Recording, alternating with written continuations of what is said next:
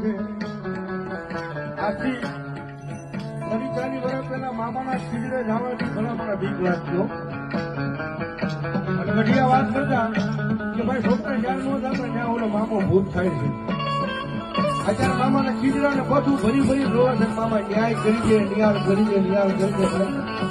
અને દુનિયા દીવાની થઈ જાય હોય વાજીલા રે બાપા તારી દુનિયા દીવાની